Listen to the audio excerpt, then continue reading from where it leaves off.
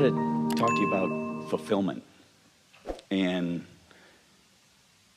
a lot of the times you talk about happiness and joy in the moment, and a lot of your talk just now was... Before you go, we are going to hear you fully, but we're just going to stick a couple of things in. Fulfillment really is that state of non-resistance that we talked about. That state of non-resistance, which is the emotion that you just started to express. And if there is a steady state of non-resistance, then everything will fill in around that. It will feel full. It will fulfill you. But accomplishing that feeling is what is required for an ongoing state of fulfillment. Now we'll hear you more because we know you mean some other things. Yeah, but that's a really cool way to change the word. When I think about it, I think about accomplishment, like the thing that I have, a big dream that I was given by source. All right, so let's talk about that. Step one is your mechanism for accomplishment, because step one causes you to reason, to compare, to experience, to have exposure to life, to decide. So step one really is an accomplishment state, the beginning of accomplishment. That's where you actually do the creation. That's where you find each and every ingredient and put it there. But to really allow to really be fulfilled, now you've got to accomplish letting it be. We're going to give you a statement that we've offered for a long time that's going to be so much more meaningful in this moment.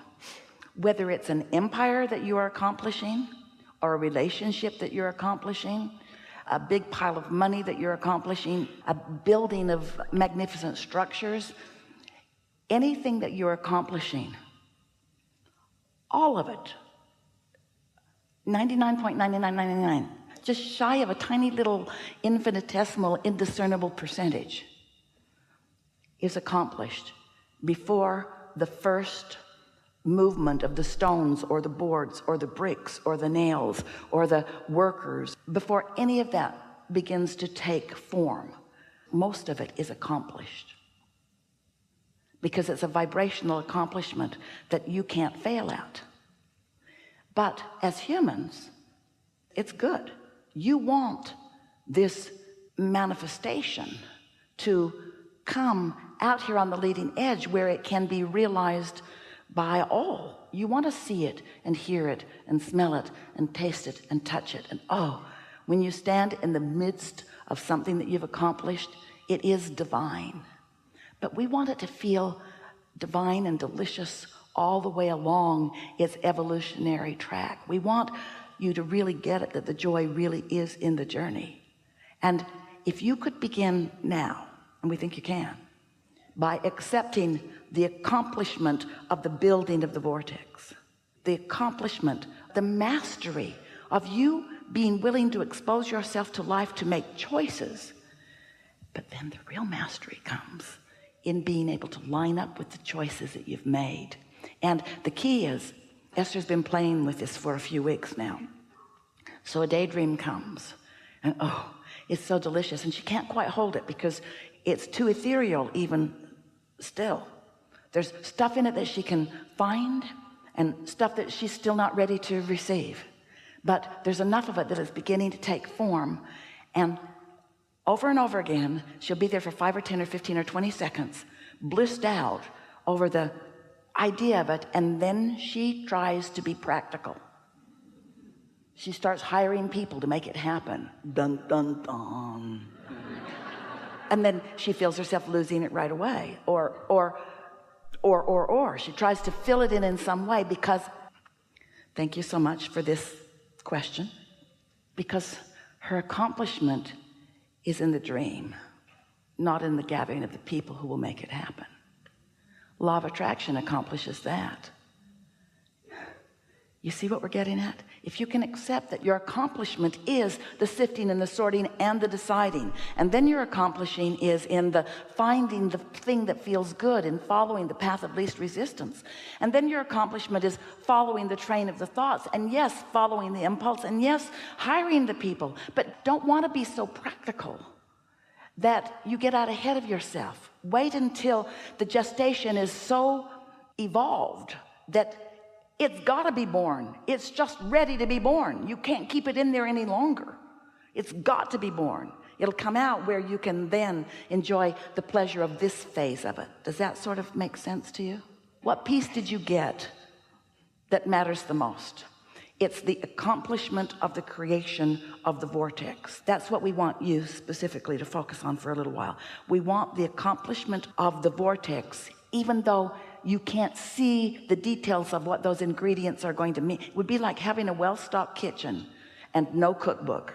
Well, the daydream of it is the easiest part to manifest. The joy of talking about it in the air and not bringing it into the physical is super easy, and you can move it around, it can fly all over the place, and you can make it anything you want.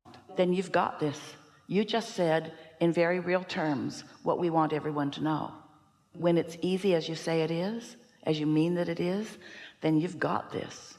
Jerry wrote a paper years ago entitled, "Keep Your Ideas to Yourself Until They Are Fully Developed." And it was addressing this very fact, although he didn't know it. He did not know us when he wrote that paper. He had not evolved in his understanding of vibration and resistance and that sort of thing. But he had just seen so many people start to dream and talk about it. And then practical, well-meaning people around them would talk to them in practical terms and kill their dream. And it's not just the practical, well-meaning people around you, it's you, your practical, well-meaning self. Because you still really believe that you got to make it happen. And usually the reason that you believe that you got to make it happen is because you're trying to prove worthiness to someone or something. You're wanting to stand out in some way, where if you are satisfied with that dreaming state, it was like, and Esther's like this too, you were willing to experience the daydream for what it would accomplish. And we want you to accept that the daydream is the accomplishment. The daydream is the creation. If you can capture this, and then we'll take a segment of refreshment. If you can capture this, you'll be well along the way to understanding the mastery of creation. So accept that the vortex exists and that it's full of ingredients, and that these ingredients are pure positive energy, that there's no resistance within them, that there's belief in them, that there's knowing within them, and that the cooperative components among them are happening. And so it is the basis of all creation for you. Just focus there for just a little bit.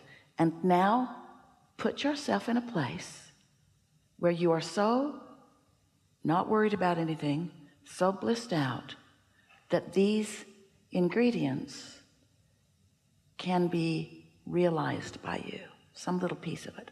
If you can hear that your daydreams, those delicious, good-feeling daydreams, are born out of this vortex, and that every time you get one, it's a sign to you that you are non-resistant, that you are experiencing the mastery of creation. And here's the comparative word, that you have tapped into the energy that creates worlds, that there is power in that. And here it is. You don't in that moment try to turn that power into some practical means for yourself. You don't try to direct it right away, because it will direct you. This is a calling that you will receive. This is what inspiration is, you see.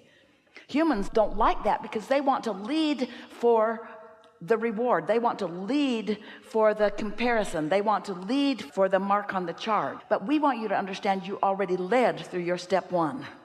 You led through your synthesizing of life. You led by sifting and sorting. You step one to yourself. You did all of the justifying that you ever needed to do in step one. Now it's time for you to chill and let your knowledge of your perfect worthiness take it from there. And is there ever a time where, when you get that inspired action step, then you'll want to act, of course. Then you'll want to act. Then you go act. Yes, indeed. What we've noticed with Esther, because she's the only one we've really been playing with in this way, in this steady, significant way, is that... Well, I'm open to the opportunity. Well, we're giving you everything we've got. Is that she is fighting, and that's not really the state of being that we want her to be in. but she's fighting the urge to be practical because she so wants to jump into action. In other words, a nice man holds up a sign, hire me. So she wants to. He might suck. There's someone who says, hire me. And so sometimes somebody tuned in, felt pretty good, so they'll jump right into that when there may be more things in the vortex. You see what we're getting at? So she's fighting the urge. She'll buy a car because the salesman wants to sell it. Felt like a good idea. The impulse was strong. So it isn't until you have allowed your vortex to really evolve and you've become familiar with what's there that you can tell when it's really time to act and when it's not. And how do you learn that? By acting and then seeing the results. But after a little while, you see, you all are resistant to the idea of good just coming to you because you already deserve it. But that's how it's supposed to work. Good is supposed to come to you because you already deserve it. But you've been comparing yourself to others, and so you want to prove your worthiness. And with every effort you make to prove your worthiness, you block the good that would come if you weren't working so hard to prove your worthiness. Your effort slows things down. Your sacrifice slows things down. So then you become maybe the best at the mediocre.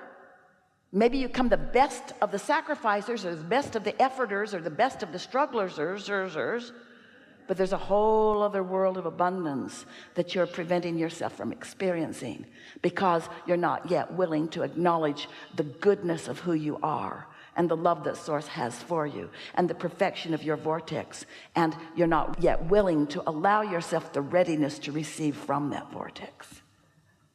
We think this is a really good time for a segment of refreshment.